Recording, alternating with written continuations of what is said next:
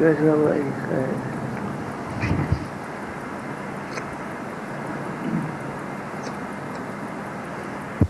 کیا حال ہے بھائی؟ ٹھیک ہے، خیر ہے؟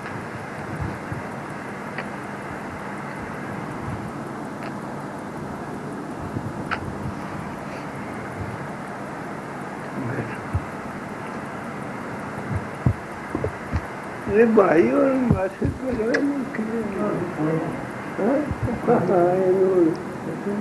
کافی دیر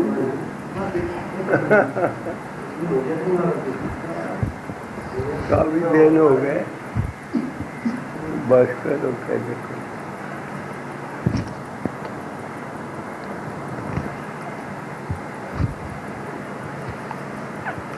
کیسا بھائی؟ حضور کا ٹھیک ہے،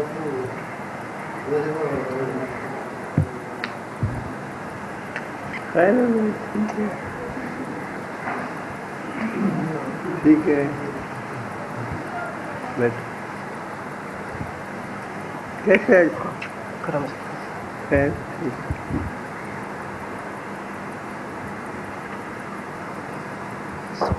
اللہ حافظ.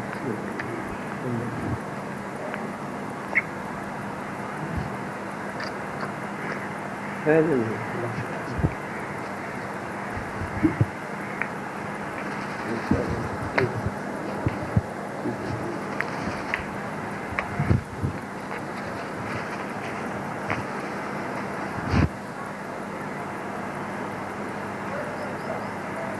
خیر ہے بھائی، ٹھیک ہے. اللہ حافظ.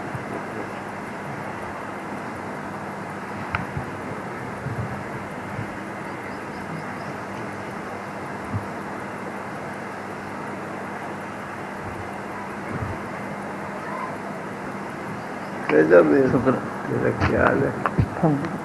ٹھیک ہے.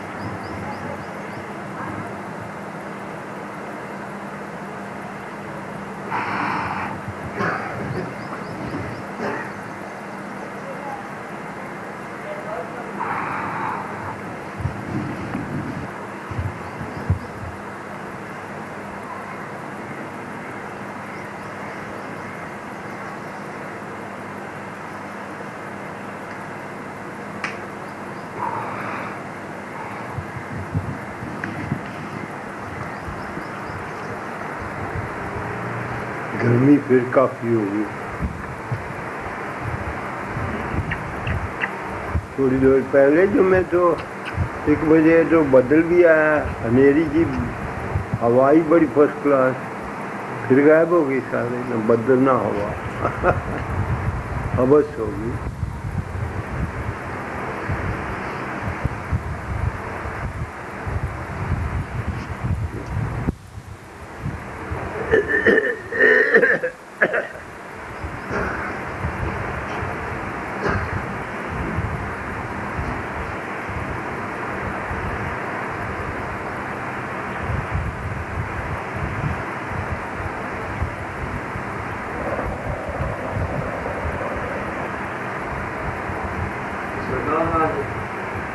یہ کچھ میں عورتوں کا قبرستان یا کسی مزار پر جانا، یہ ایسا جانا چاہیے یا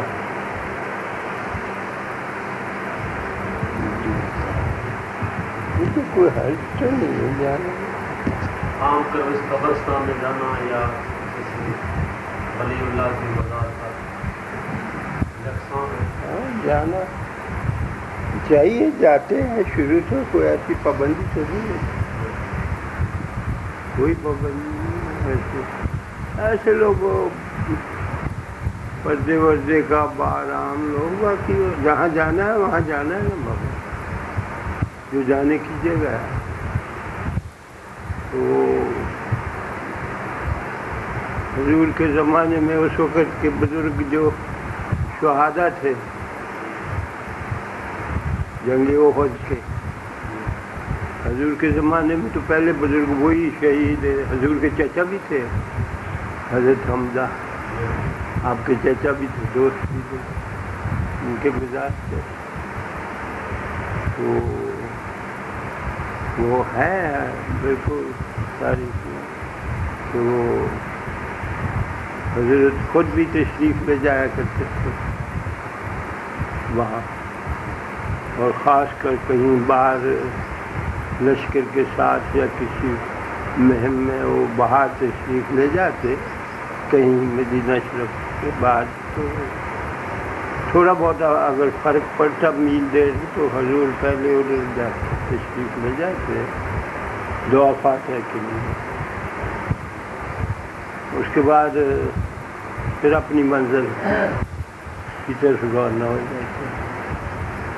और चूँकि हजूर खुद भी वहाँ लाजमी जाया करते थे, साल में एक दफ़ा तो लाजमी जाते। वो शुहदाए बदर नहीं, हम हजरत के चाचा थे हजरत अमीर हमजा, जिनका जिक्र बड़ा मशहूर है।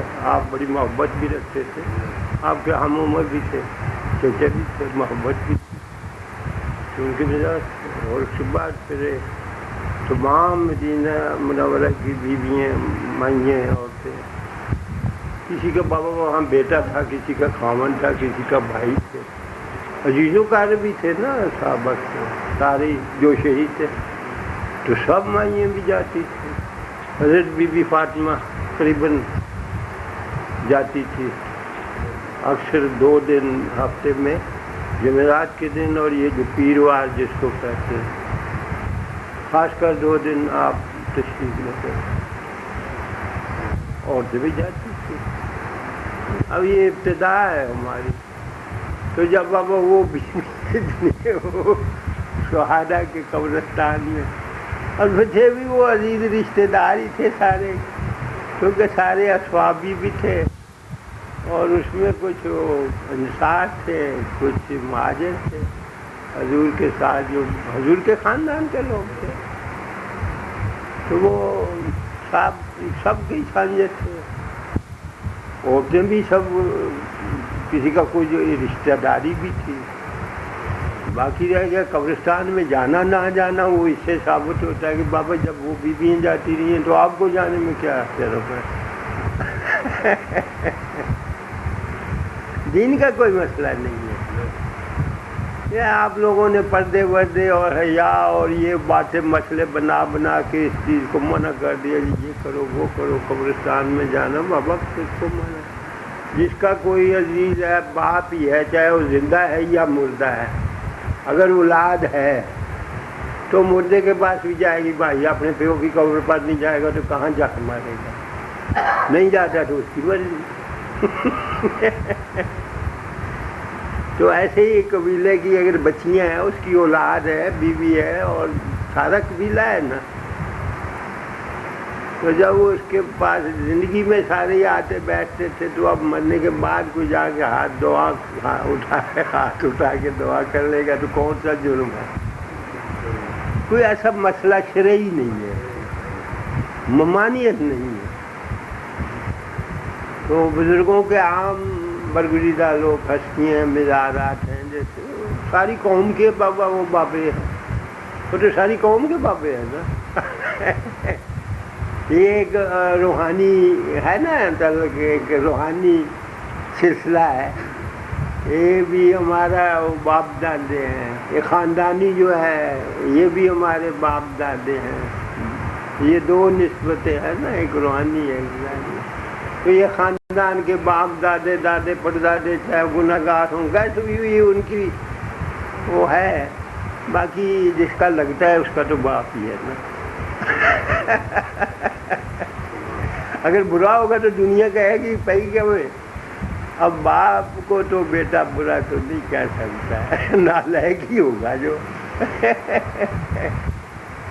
اس کا حق بھی بنتا ہے اور اس کا جانا بھی چاہیے. کیونکہ اولاد جو ویسے بھی کہتے ہیں یہ بھی ایک صدقہ جاریہ ہے نا.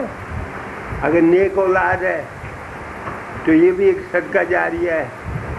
وہ ان کے والدین ان کے بزرگوں کو اس کا وہ جو کچھ کرے گا اس کا ان کو بھی کچھ حصہ ملے گا، لازمی ملے گا. اگر برائی کرتا ہے زمین پر تو پھر بھی وہ ایک برائی کا بیج بو گیا ہے، یہ بھی ایک جاریہ ہی ہے نا. تو برائی کا بھی اثر لازمی ملے گا. تو یہ دو رشتے ہیں، ایک تو باپ کی جس کو ایک کہتے ہیں حسب، ایک نسب. یہ نسب ہے، باپ بیٹا ہے، نسبی لوگ ہیں نا، یہ بھی ایک رشتہ ہے. اس میں باپ دادا پردادا سے ایک جانب جاتی شجرہ پورا بنتا ہے. اور دوسرا یہ ہے روحانی. یہ روحانیت کا بھی یہ اس سے بھی بڑا رشتہ ہے. باپ کا تو ایک ہو کے جا کے رشتہ ختم ہو جاتا ہے، اس کا ہوتا ہی نہیں. یہ بڑا مضبوط رشتہ ہے، روحانی رشتے ہے نا. یہ آگے جا کے کام دیں گے، یہاں بھی دے رہے ہیں، آگے بھی جا کے کام دیں گے. تو یہ اس سے زیادہ مضبوط ہے. اور اس حساب سے اس باپ سے اس باپ کے احسان بھی زیادہ ہے. وہ تو صرف پرورش کا ذمہ دار ہے نا، باقی تو اس نے اس کے پتہ نہیں کیا سوچا کیا نہیں سوچا. بڑا اولاد کے لیے کوئی بہتر نہیں سوچتا ہے، چاہے برائی کا راستہ ہی دے جائے. تو یہ دونوں کے لیے، دنیا کے لیے بھی بہتر ہے، آخرت کے لیے بھی ہے. تو یہ جو رشتہ ہے یعنی پیدائش ثانوی مانی، یہ کو دوسری زیادہ ہے. تو اس لیے یہ ہمارے یہ جو بزرگ ہیں، ہم جدھر جدھر بھی جاتے ہیں، بڑے بڑے نام ہیں، دادا صاحب ہے ادھر ہے، کیوں جاتے ہیں ہم؟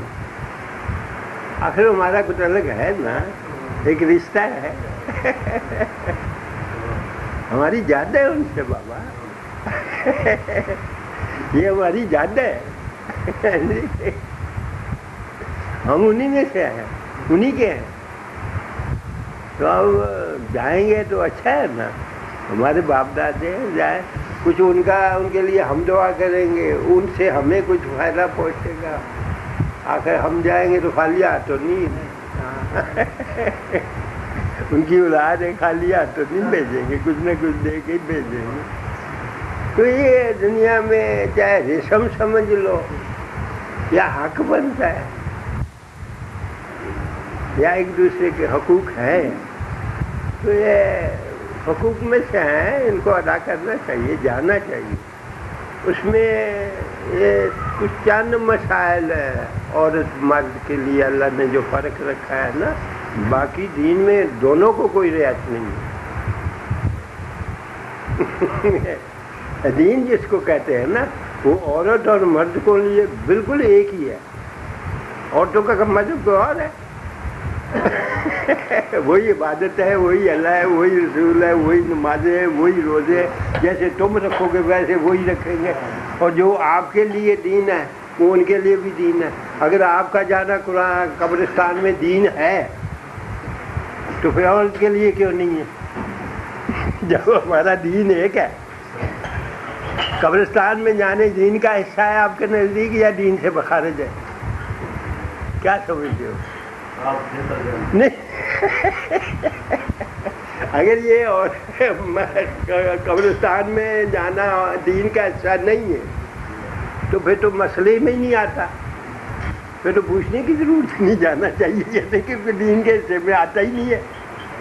اگر دین میں ہے اور یہ دین کا حصہ ہے تو پھر دونوں عورت اور مرد دونوں کے لیے دین ایک ہے یا نہیں ہے؟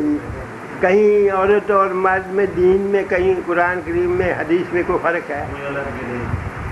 دین میں کوئی فرق نہیں ہے. باقی عورت مرد ہونے میں جو فاصلے ہیں وہ ہے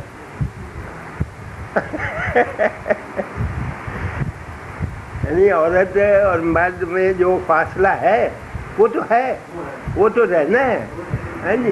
باقی رہا جہاں تک دین، فرض، فرائض، سنت، نماز، فرض یا نفل یا پڑھنا پڑھانا، تلاوت قرآن، جو بھی آپ کے نزدیک دین کا حصہ ہے، اس میں عورت اور مرد میں کوئی فرق نہیں، سیدھی سی بات ہے۔ مگر اس میں یہ قبرستان کا بھی آتا ہے۔ قبرستان اگر دین میں داخل ہے یہ جانا، تو پھر عورت کے لیے بھی ہے۔ پھر آپ ان کو کیوں منع کرتے ہیں کہ عورتوں کا جانا منع ہے؟ کیوں منع ہے بھائی؟ اس کا باپ نہیں ہے۔ اگر بیٹا باپ کی قبر پر جاتا ہے تو بیٹی جائے گی تو کون سا عذاب ہے؟ اس کا باپ نہیں ہے۔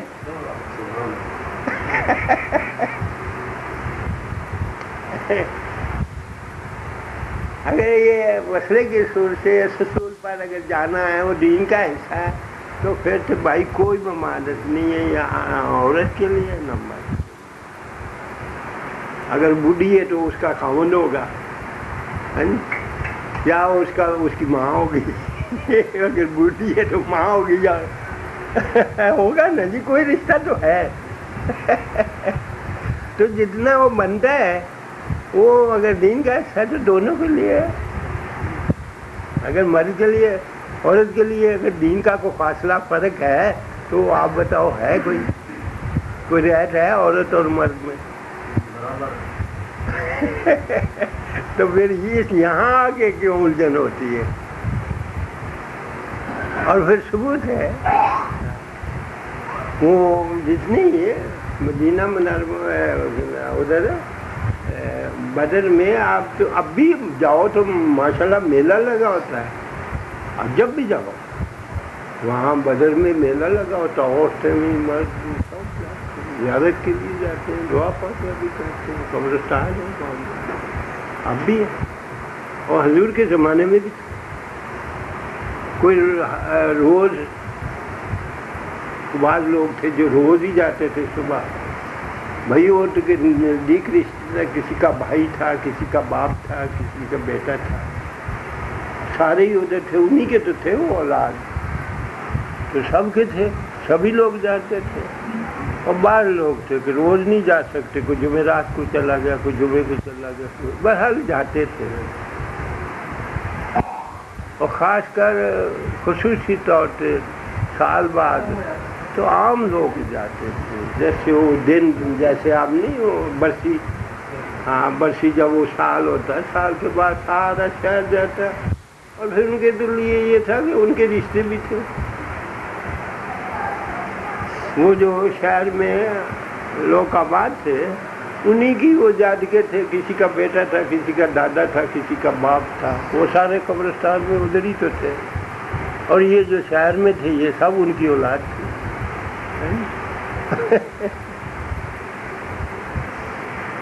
تو باقی لوگ بھی لوگ، کیونکہ سارے لوگ، اور چلو رشتہ نہیں ہے تو مسلمان بھائی بھی تھے، دوست بھی تھے، اپنا وقت بھی کچھ دن انہوں نے اکٹھا گزارا تھا حضور کی صحبت میں، تو بہرحال لوگ جاتے تھے بھائی، اور عورتیں بھی جاتی تھیں۔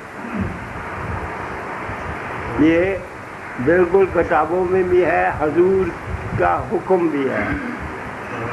آپ کبھی تشریف لے جاتے نا تو آپ سب سے پہلے داخل ہوتے تو السلام علیکم، قبرستان میں داخل ہوتے السلام علیکم، تو صحابہ نے بعد میں دریافت کیا، حضور وہ تو پہنچو گے قبر میں، آپ السلام علیکم سنتے ہیں؟ وہ سنتے ہیں، حضور کا ارشاد مبارک ہے یہ سنتے بھی ہیں اور تمہیں جواب بھی دیتے ہیں، اور تم اس کا شعور نہیں رکھتے، تمہارے سلام کا وہ جواب بھی دیتے ہیں، تم سلام کرتے ہو، تمہارے سلام کا وہ جواب تمہیں دیتے ہیں، لیکن تمہیں سمجھ وہ شعور نہیں ہے کہ تم ہو۔ باقی دوسری جگہ ایک حضور نے ارشاد فرمایا کہ وہ آپ تو ایک دفعہ سلام کہہ کے تو ختم ہو گئی نا، السلام علیکم کہہ دیا. حضور ارشاد فرمائیں کہ ان کے سلام کا جواب قیامت تک آپ کو ملے گا. یعنی ان کا یہ جو جواب ہے نا آپ کے سلام کا، وہ جاری رہے گا ان کی طرف سے.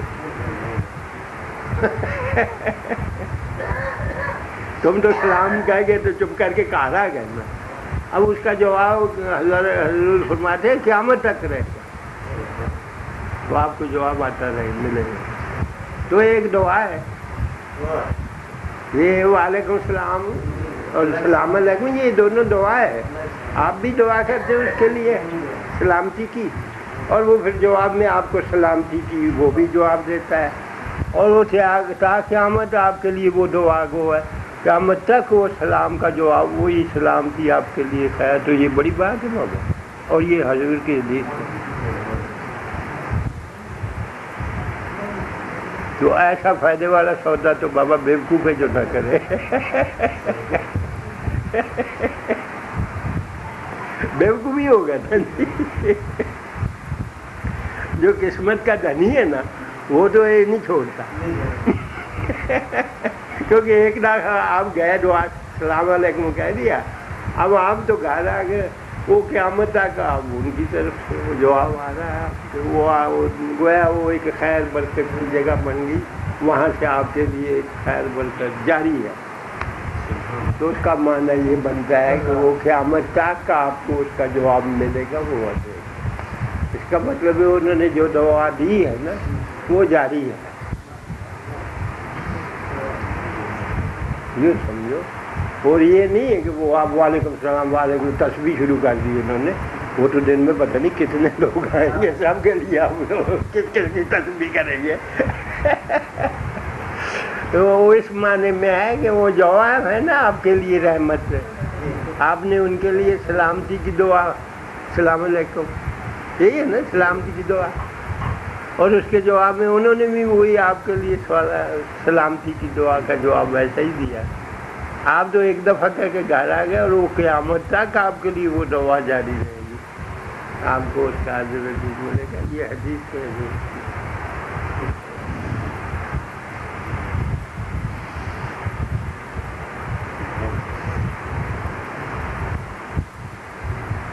اس میں بہت وسیع ہے یہ دائرہ جو ہے نا، اللہ رسول کے ساتھ جو دین کا معاملہ ہمارا قلبی ہے بہت وسیع ہے، محدود نہیں ہے. ہم سمجھتے ہیں دین ہے محدود، ایک چھوٹی سی بس گل مک گئی. نہیں ہے، اس میں وسعت ہے، بہت وسعت ہے، قیامت تک.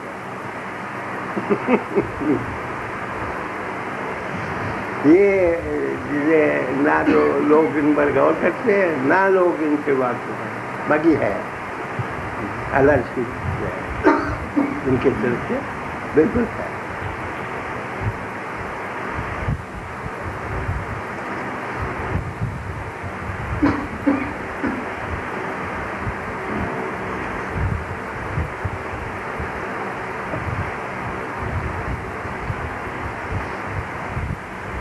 صحابہ کرام بھی یہ کوئی نئی چیز نہیں ہے. یہ تو آج کل آپ لوگوں نے علماء کرام نے قبروں پر جانا منع نہیں، کیا لینے جاتے ہیں، وہ تو مر گئے.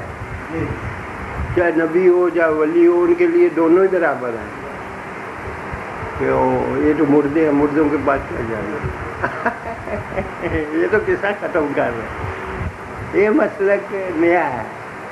باقی حضور کے زمانے سے حضور خود بھی حیات لوگ بھی جو تھے صحابہ کرام جو چیدہ پائے کے صحابی تھے، اور بعد میں مسلمان ہونا جو بھی برگزیدہ اس زمانے میں جو حیات ہے یا شہید ہو گئے کہیں قبرستان ہے، ان کے دفن ہے، ان کے مزار ہے، لوگ جاتے تھے، صحابہ جاتے تھے، زندہ لوگوں کی زیارت کے لیے جاتے تھے، اور جو شہید تھے ان کے مزاروں پر لوگ ذاتے گزارتے ہیں. تو یہ کوئی نئی چیز نہیں ہے. یہ حضور کے زمانے سے ہے. بلکہ حضور خود بھی، کیونکہ وہ حضور کے وہ جانثار بھی تھے، عاشق تھے جو بدر میں شہید ہوئے، حضور کی خاطر ہی تو انہوں نے جان دی، ورنہ وہ کیوں لڑتے اپنی قوم سے؟ حضور کے لیے لڑے تھے، تو جنہوں نے جانے قربان کر دی، حضور کے پاس ان کا کوئی وہ نہیں تھی، ان کی بڑی قدر تھی حضور، تو اس لیے حضور تشریف لے جاتے تھے۔ پھر خاندانی طور پر بھی کوئی آپ کے پھپھی زاد تھے، کوئی چچا زاد اولاد تھی، کوئی آپ کے چچا بھی تھے، تو رشتے بھی قریب تھے، جانثار بھی تھے۔ پھر حضور کے حکم پاری جو انہوں نے وہ سارا کچھ اختیار کیا اور جانے بھی دے دی۔ تو حضور بھی ان کی بڑی محبت بھی رکھتے تھے، قدر بھی کرتے تھے، تو اکثر آنا جانا حضور کا رہتا ہی تھا۔ تو اکثر لوگ شہر کے یہ 2 دن جو ہے یہ عام لوگ پورا شہر جب بھی جائے، کوئی صبح جائے کوئی شام جائے، اپنے اپنے وقت پر لوگ جاتے، عورتیں بھی جاتی تھیں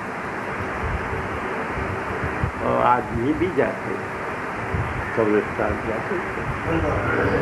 جیسے یہ جمعرات کا لوگ دن ہے یا سوموار کا جمعے کا دن ہے، یہ 2-3 دن فضیلت کے خاص کر لوگ جاتے، عید کے دن اکثر لوگ جاتے، کیونکہ جبھی سے یہ ایک رسم کہہ لو، یہ چیز چلی ہوئی ہے، اب بھی لوگ جاتے ہیں عید والے دن اپنے قبرستانوں میں لوگ جاتے ہیں، اپنے باپ دادا جس کا کوئی رشتے دار جاتے ہیں، اب بھی جاتے ہیں، تو یہ کوئی نئی چیز نہیں ہے، حضور کے زمانے سے ہے اور سب کچھ ہوا، اس میں عورتیں بھی مان گئی، کیونکہ رشتہ ہے تو رشتے عورتوں کے بھی وہی ہیں، مردوں کا بھی وہی ہے، اگر بیٹی کا باپ ہے تو بیٹے کا بھی تو باپ ہے نا، رشتہ تو ایک ہی نا۔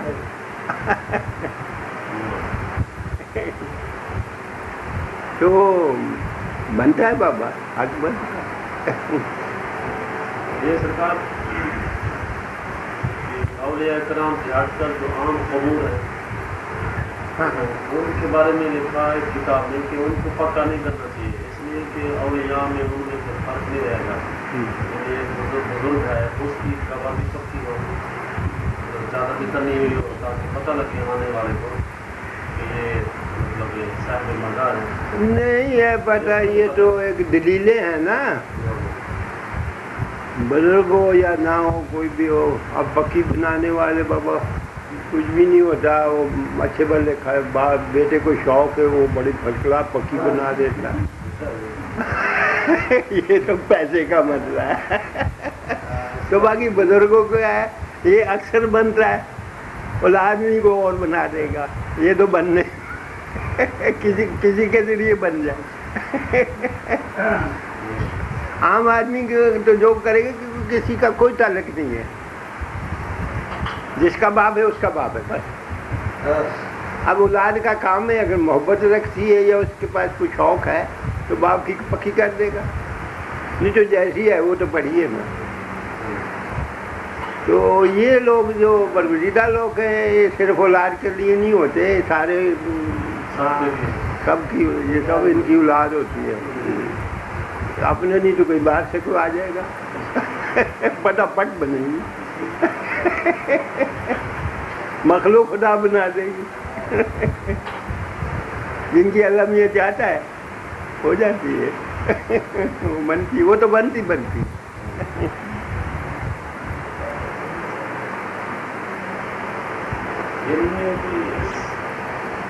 صحت کرنے کے لیے، محفوظ کرنے کے لیے ہے یا ویسے کچھ اولیاء کرام کا نہیں، یہ پکی بنانا یا وہ یہ جو ہونا ہے نا، یہ اس کا ان چیزوں سے تعلق نہیں ہے، ایک مخلوق کی قبلہ گاہ ہے، اور قبلہ تو پھر قبلہ ہی ہے نا، یوں سمجھ لو. اب مکہ شریف میں قبلہ بنا ہے، بعد میں بنا ہے، حضرت ابراہیم علیہ السلام نے بنایا ہے. سارا ہی قصہ وہ قرآن کریم میں ہے. آپ ہی نے بنے یاد رکھی، آپ ہی نے تعلیم کیا، کیونکہ وہ قبلہ ہے. مخلوق نے آنا ہے، ساری مخلوق کی سجدہ گاہ ہے. اس پر بھائی سونا چاندی چمڑا جو مرضی چڑھا دو، کیا ہے، چاہے پتھر ہو، قیمتی ہو، جیسا بھی ہے، کیونکہ ساری مخلوق کی وہ قبلہ گاہ ہے نا. تو ایسے یہ لوگ بھی کچھ لوگوں کے نہیں، ساری مخلوق کے تو نہیں ہے، بہرحال کچھ لوگوں کی تو قبلہ گاہ ہے نا. کوئی مخلوق ایسی ہے، ساری مخلوق نہ سمجھے، بہرحال کچھ مخلوق تو ایسی ہے، ہزاروں کی تعداد میں ہے، سینکڑوں کی تعداد میں ہے، کوئی مخلوق تو ہے، ان کی وہ قبلہ گاہ ہے. تو وہ اپنی قبلہ گاہ کو جتنا مرضی خوبصورت بنا دیں، چاہے لاکھوں روپیہ لگا دیں، وہ تو بنے گی.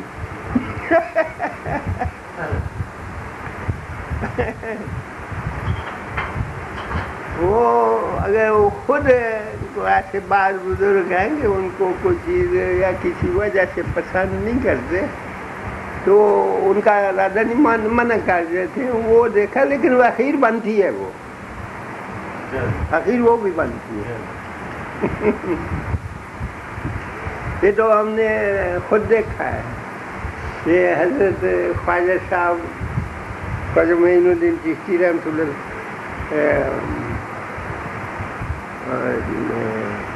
بخاری صاحب وہ ہیں، کیا نام، دہلی میں مزار ہے ان کا، حضرت کے خلیفہ ہے. نہیں، وہ تو بڑی مختار کاکی رحمۃ اللہ علیہ، مختار کاکی رحمۃ اللہ علیہ، دہلی، پرانی دہلی میں ان کا مزار ہے. پہلی دفعہ ہم شروع گئے نا، تو بالکل چادری کچی قبر، یہی مٹی، اوپر پتھر بھی کوئی نہیں تھا، ایسے جیسے مٹی کی قبر، وہ پوری، یہ نہیں کہ وہ مٹی پرانی، اتنی پرانی، اب 800-900 سال تو ہو گیا. تو ہمارے تو یہ 2 سال بعد 1200 سے مٹی اوپر سے، ہاں نہیں وہ پوری تھی. ہم نے دیکھا بالکل مٹی تھی، اور اندر جگہ بھی ساری کچی، فرش بھی کوئی نہیں. اور باہر وہ گیٹ نہیں ہوتا گول چکر والا، یہ عام ریلوے پھاٹکوں پہ باغوں میں ہوتا ہے، گول چکر، بیچ میں سے نکل جاؤ گیٹ، ہاں ویسے گول چکر، ایسا وہ لکڑی کا گیٹ، اور اتنی یہاں تک وہ میرا خیال کوئی زیادہ 3.5-4 فٹ دیوار، 4 دیوار، پوری چھوٹی. تیسری دفعہ ہم گئے تو 2-3-4 سال بعد سفید سنگمرمر کا بن رہا تھا. تو پہلے گئے تو سنا کہ جی وہ آپ کی مرضی نہیں تھی، ہمارا مزار بت بنا. اب وہ وہاں جو آخر خاد میں یعنی ان کے جانشین وہاں تو ہے نا، اب انہوں نے کسی کو بشارت دی کہ اب بنا دو، جا دیتا. اور ہم گئے تو سو کر یہ سفید سنگ مرمر بہترین فرش لگ چکا تھا، تابوت آپ کا بن گیا تھا، 4 طرف وہ ستون سفید سنگ مرمر کے بنے ہوئے تھے، اوپر اس کے چھت بننی تھی. بس اس وقت بن رہا تھا، شروع ہو گیا تھا. اب وہ 600-800 سال، کافی عرصہ ہو گیا. ہاں خواجہ صاحب کے ساتھ ہی تو ہوئے. حضرت خواجہ معین الدین آئے تو آپ کے چونکہ وہ خلیفہ ہے، خلیفہ ہوگا نا خواجہ مختار کا، تو کب سے وہ، اب یہ میرا خیال ہے 47 کی بات ہے، 39 میں ہم دہلی گئے تھے، اور پہلی دفعہ جو گئے تو بالکل سادہ تھا. اور یہی سنا وہاں سے.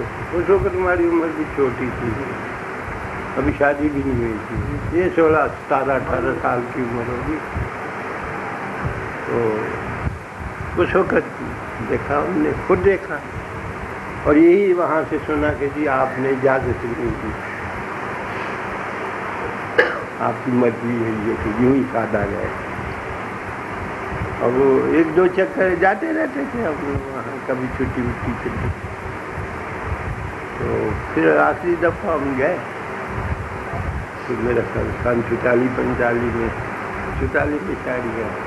تو اس وقت وہ فرش بالکل فرسٹ کلاس سفید دودھ والا اصلی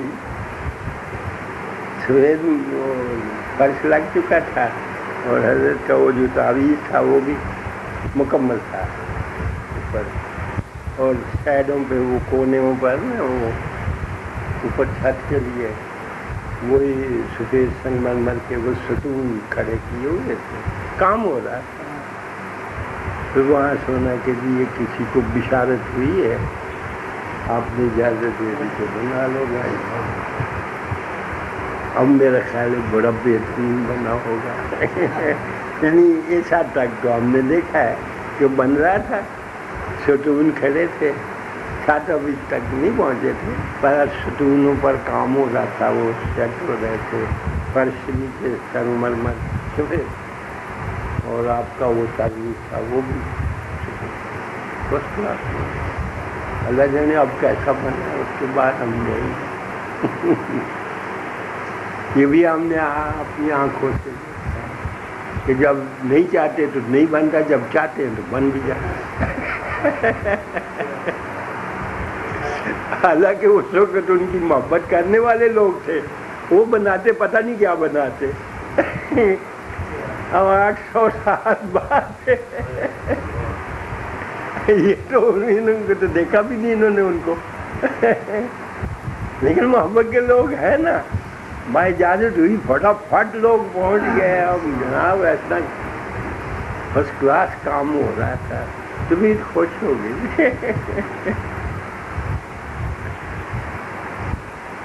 میرا خیال ہے بڑا بہترین بنا ہوگا، بہت بہترین.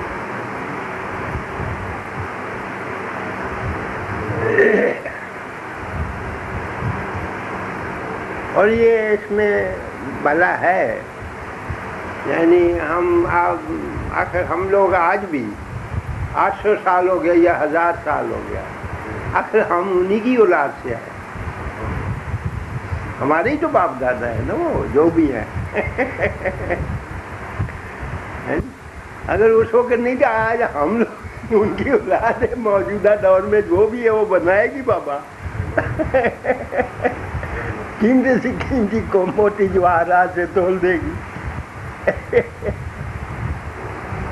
اور وہ تو بابے ہی بڑے قیمتی ہے نا، چاہے جتنے مرضی جس چیز سے چاہو تول دو. وہ کو عام بابے تھوڑے.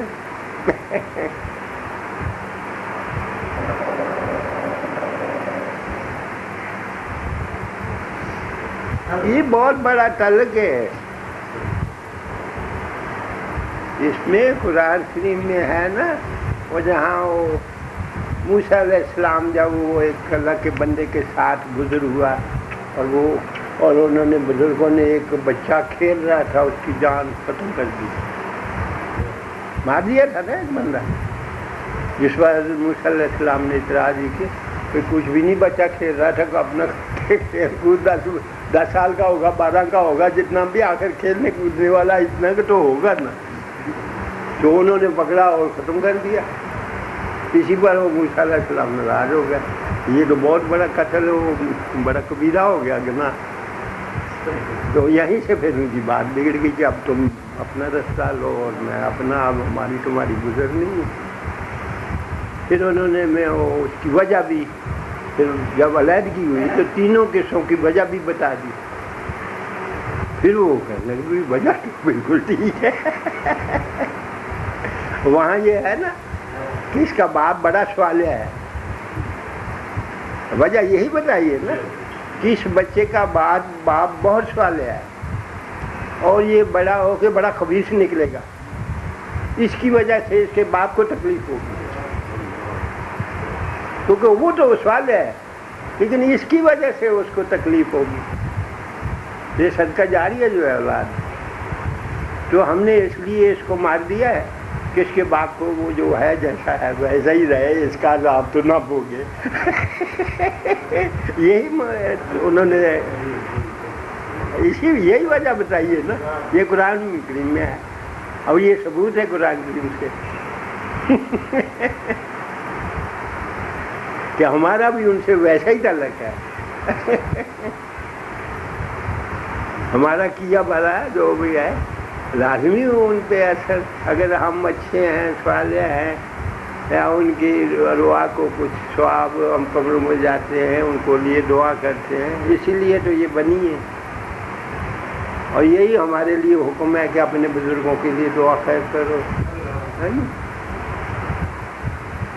اور کچھ نہیں ہے، ہم لوگ سمجھتے نہیں ہیں، اللہ میاں نے ہماری عبادت کو ایٹومیٹک بنا رکھا ہے، ہم نہیں کرتے، آپ ارادہ تن نہیں دعا کرتے، لیکن آپ سے ہو رہی ہے۔ آپ ارادہ تن اپنے باپ کے لیے دعا نہیں کرتے، یا کبھی آئی یاد آئی کو دو سے چول پکائے چیتا پہیے ابے کو دعا دینی ہے، وہ پھر کرو گے، یعنی سارا دن تو قصدن کیا آپ نے کبھی؟ 5 وقت نماز میں یہ دعا ہے والدین کے لیے، ولیل والدین یوم یقوم الحساب، پڑھتے ہو یا نہیں پڑھتے؟ کتنی دفعہ پڑھتے ہو نماز میں؟ اپنے بزرگوں کا پر بھی، صالحین پر، شہداء پر، یہ نماز میں ہے نا جی، سب کے لیے دعا کرتے ہیں۔ یا ہم نماز پڑھتے ہیں تو اس سے ہم بے خبر ہیں۔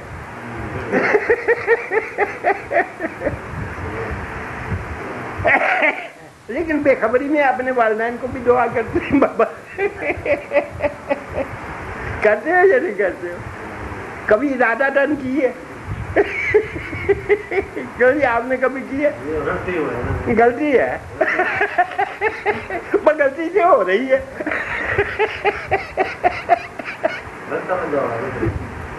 تو جو چیز اللہ نے جس سے رکھی ہے نا جی،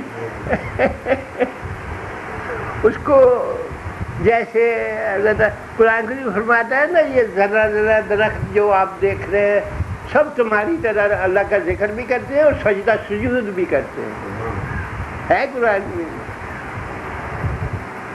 یعنی بلا ارادہ کرتے ہیں۔ جس طرح ہم یہ بلا ارادہ ہم قصدن یا خاص کر یاد کر کے باپ کو دعا نہیں کرتے، وہ نماز میں ویسے ہی واپس نکل جاتی ہے۔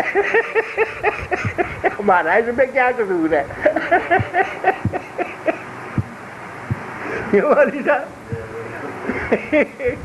قصدن تو نہیں کیا ہم نے، ہم کو یاد کر کے کیے، وہ واپس نکل گئی۔ اللہ جزا دے نہ سے۔ ایک تو ہوتا ہے نا قصدن کہ بھائی آج میرے بابے کا دن ہے، باپ کا، آج میں دعا فاتحہ کوئی 2 سے آٹا پکا لے گا، چاول پکائے کچھ کرے گا نا، تو وہ تو ہے نا قصدن، وہ تو کبھی سال بعد کبھی یاد آیا تو کر لیا، نہیں تو نہیں کیا۔ اور یہ جو نمازی جتنی دفعہ 5 پڑھتا ہے، 2 پڑھتا ہے، 1 پڑھتا ہے، ہر دفعہ نماز میں کتنی دفعہ والدین پر دعا بھیجتا ہے، صالحین پر، اپنے بزرگوں پر، شہداء پر، صدیق پر، ہے نا جی، نبیوں پر۔ اس کا مطلب ہے کہ تم کرو نہ کرو، آپ کو پتہ ہی نہیں، لیکن ہو رہی ہے، دعا ہو رہی ہے۔ اسی لیے نماز کو اللہ میاں نے فرض کر دیا ہے کہ چلو اور کسی بندے نہیں اتنے سے مرو گے نا، نماز دے بہانے ہی مرو گے، پیو نو یاد کرو گے،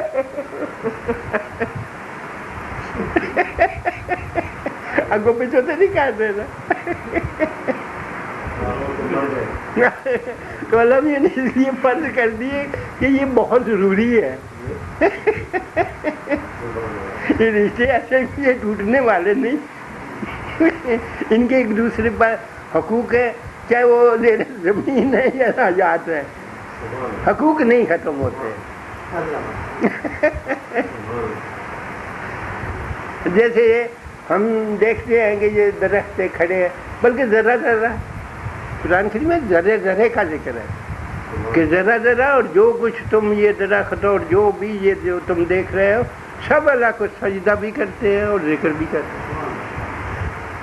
اور سجدے ان کے ذات, ان کی شکل بھی اللہ نے بتائی. کیا تم صبح شام نہیں دیکھتے کہ صبح یہ ادھر جھکے ہوتے ہیں, ان کے سائے ادھر لمبے ہوتے ہیں, اور پھر شام کو یہ ادھر ہوتا ہے. اس طرح یہی ہے نا اشارہ کہ یہ سجدہ ہے ان کا. صبح سورج ادھر سے چڑھتا ہے نا, تو یہ درخت جو ہے اس کے سائے دور تک یہ لمبے پیچھے ہوتے ہیں. یہ سجدہ ہے ان کا.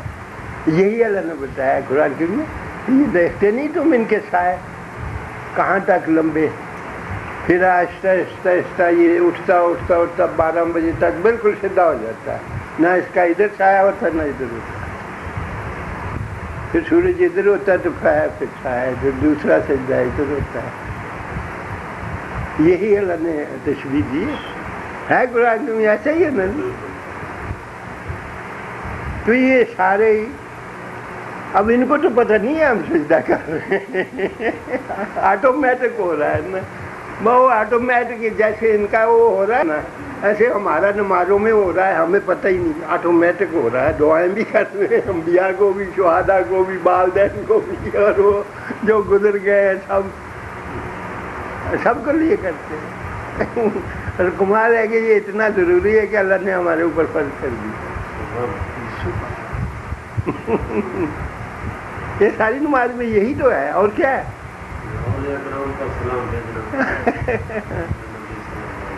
یہ نماز ہے, اصل غور کرو نا تو یہی ہے جو فرماتے ہیں نا, علامہ فرماتے ہیں وہ آئے ایسے نمازیوں پر جو اپنی نمازوں سے بے خبر ہے.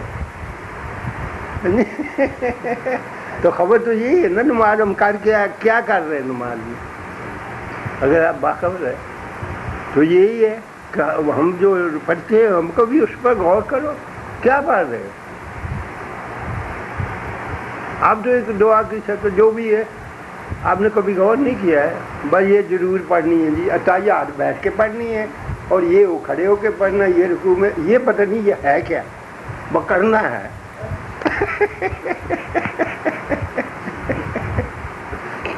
اصل میں دیکھو نماز ساری یہی, ہم اپنے بزرگوں کو یاد کرتے ہیں, ان کے احسان یاد کرتے ہیں, اور ان پر جو بھی درود سلام برکت رحمت ان کے لیے مانگتے ہیں, بھیجتے ہیں. یہی ہماری نماز. اب یہ کہاں تک جائز ہے اور کہاں تک ناجائز ہے یہ تم خود فیصلہ کر لو. اس میں عورتوں کو کیا رعایت ہے اور مردوں کو کیا منع ہے, یہ بھی آپ فیصلہ کر لو.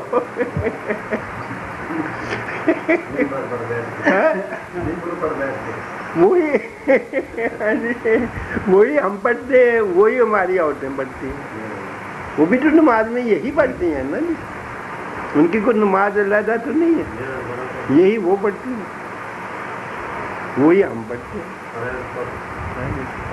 کمال ہے یا نہ ان کو پتہ ہے نہ ہمیں پتہ ہے کیوں پڑھ رہے ہیں. میں آٹومیٹک ہی, اللہ میاں نے ہمیں مجبور کر دیا کہ تم سمجھو یا نہ سمجھو, پہلے یہ کرنا ہی کرنا.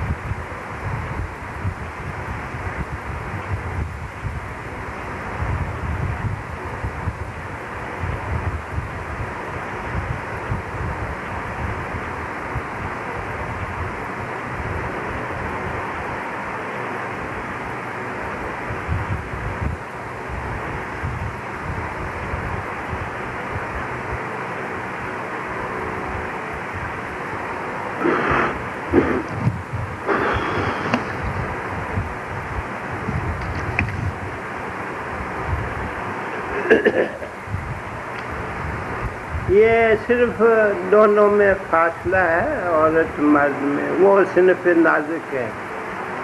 آدمی کچھ اس کی ذمہ داریاں اور ہیں، اس کی کچھ ذمہ داریاں اور ہیں. یہ فرق تو اپنی جگہ ہے. باقی دین کے معاملے میں جو چیز ہے مرد کے لیے دین ہے وہ عورت کے لیے ہے. اس میں کوئی رول ہے یہ نہیں کہ بھی یہ عورت ہے اس کو رعایت ہے یہ نماز نہ پڑھے